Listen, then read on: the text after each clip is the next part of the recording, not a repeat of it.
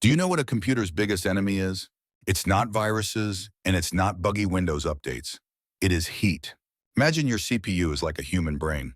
When you force it to solve a difficult math problem, it has to work at full capacity. But unlike a human brain that uses sugar and oxygen, a CPU uses electricity. And a basic law of physics states, when electric current flows through a conductor, it generates heat. So, how do we get heat from a tiny chip out into the environment as quickly as possible? Welcome to the world of PC cooling, where we travel from simple blocks of aluminum to tanks of oil and flasks of liquid gas at minus 200 degrees Celsius. Level 0, passive cooling. Let's start at the most basic level, passive cooling. This is the method of absolute silence. No fans, no noise, no moving parts. Its construction is extremely simple. It's just a block of metal, usually aluminum or copper, cut into many thin sheets called fins, and placed directly on the chip. The operating principle relies on thermal conduction and natural convection. Heat transfers from the chip to the metal block, and the surrounding air naturally cools it down. The larger the surface area in contact with the air, the more effective the cooling. You will see this type of cooling on older computers, on the Raspberry Pi, or on components that don't generate too much heat, like the chipset on the mainboard or RAM. The advantage is that it is immortal. Since there are no fans, it never breaks and doesn't collect dust. However, the downside is extremely low performance. If you put a passive cooler on a modern Core i9 chip, it would overheat after just 3 seconds of booting up. We need something more active. Level 1, air cooling. This is where we add fans. Air cooling is the most common method in the world today. First is the stock cooler. This is the free cooler included in the CPU box, like Intel or AMD stock coolers. They usually have a top-down design, meaning the fan blows air from the top straight down onto the motherboard. It is cheap, compact, but performance is just enough to prevent burning out. If you play heavy games, the fan noise will sound like a jet engine taking off. To solve that problem, we have the tower cooler. This is the go-to choice for the vast majority of gamers. But why is it more effective? The secret lies in an interesting piece of physics technology called heat pipes. Look at those copper pipes running through the aluminum fins. Inside those copper pipes, it is not hollow. It contains a small amount of liquid, usually distilled water or alcohol, in a vacuum environment. When the base heats up, the liquid inside boils and evaporates. This vapor flies extremely fast to the top of the copper pipe, where the fan is blowing. There, the vapor meets the cold, condenses back into water, and flows back down through small grooves inside the pipe. This evaporation-condensation cycle happens continuously at lightning speed, helping transfer heat hundreds of times faster than a solid metal bar. Air cooling is great, cheap, durable, high performance, but it has physical limits. To cool monster CPUs, air coolers have to be made very large and heavy, sometimes blocking RAM slots or even bending the motherboard. That's when we need the power of water. Level 2, AIO liquid cooling all-in-one. Water conducts heat many times better than air, but in the past, water cooling was something very risky and complicated. So manufacturers created AIO all-in-one. True to its name, everything is pre-packaged in one kit, a block applied to the CPU, with a pump integrated inside, and 2 water tubes connected to a cooling radiator with fans attached. The process is very simple. Cool water runs through the CPU to absorb heat. The pump pushes that hot water to the radiator. There, the fans blow through the fins to cool the water. The cool water returns to the CPU, a closed loop. The biggest advantage of AIO is not just performance, but aesthetics and space. The area around the CPU is now very spacious, so you can show off your expensive RGB RAM.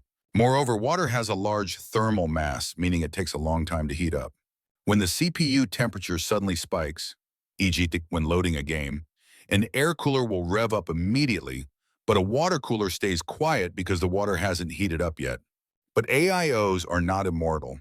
Over time, 3 to 5 years, the water inside will gradually evaporate, through the rubber tubes, even if very little, or the pump will die. When that happens, you have to throw the whole kit away and buy a new one. You can't repair it. Level 3, custom loop. If an AIO is like eating at a restaurant, everything is served ready-made, then custom cooling is like going to the market and cooking yourself. This is the playground for the rich and extreme hardware enthusiasts. You don't buy a whole kit, you buy individual parts. Water block, not just for the CPU, but more importantly for the GPU, graphics card. Remember, the GPU is usually hotter and consumes 3 times more power than the CPU, but AIOs usually don't support GPUs. Reservoir holds a large amount of water and looks beautiful. Pump, a separate, extremely powerful pump. Fittings and tubing. You can use soft tubing or hard tubing. Using hard tubing requires you to use a heat gun to bend the tubes manually, piece by piece. Why do people spend thousands of dollars on custom loops? First, ultimate performance. It keeps the entire rig, CPU plus GPU, ice cold even when running at 100% capacity for 24 hours. Second, art, a custom loop with colored fluid flowing through clear tubes illuminated by shimmering LEDs, is the pinnacle of technological beauty. But the risk is huge. If you leave just one screw loose, water leaks out. Say goodbye to your multi-thousand-dollar rig. Maintenance is also a nightmare. Every year you have to drain all the old water, flush it, and replace it to avoid algae and gunk buildup. Level 4, exotic cooling. Done with water. What's next? To methods that normal people would never think of. First is immersion cooling. Imagine dropping your entire running computer into a fish tank. Sounds crazy, right? But if you replace the water in the tank with mineral oil or specialized 3M solution, it works. These liquids conduct heat very well, but do not conduct electricity. Therefore, components submerged in oil still run normally. Heat from components radiates directly into the entire volume of surrounding oil. This looks extremely unique and never gets dusty. But imagine wanting to change a stick of RAM and having to stick your hand into a tank of greasy oil. It's terrible. Next is thermoelectric cooling, tech of Peltier. This is a thin ceramic plate. When electricity is applied, one side gets freezing cold, below zero, and the other side gets burning hot. People attach the cold side to the CPU to cool it. It sounds ideal, but in reality, it consumes a terrible amount of electricity. The cooler alone consumes as much power as the CPU. Furthermore, because it is so cold compared to the environment, water vapor in the air will condense into droplets around the CPU, like a cold beer glass sweating. And water plus electronics is a disaster. Level 5, extreme overclocking, liquid nitrogen, LN2. Finally, the final boss of cooling, liquid nitrogen. This is not a method for daily use. This is a method to break physical limits. Liquid nitrogen has a temperature of about 196 degrees Celsius, 320 degrees. Overclockers will attach a huge copper pipe called a pot to the CPU. Then they pour liquid nitrogen directly from a flask into that pipe. At such deep negative temperatures, the CPU can run at unimaginable speeds, 8.0 GHz, 9.0 GHz, without overheating. This is how world records are set. But this is a dangerous game. If cooled too quickly, the chip can crack due to thermal shock, cold bug. The motherboard must be wrapped in clay or Vaseline to prevent condensed water vapor from freezing and shorting the circuit. After each performance, the rig looks like it was just pulled out of the Ice Age. It is only for professionals who want to write their names in history, not for playing League of Legends. So which one should you choose? PC cooling has come a long way from simple aluminum blocks to rocket science technologies.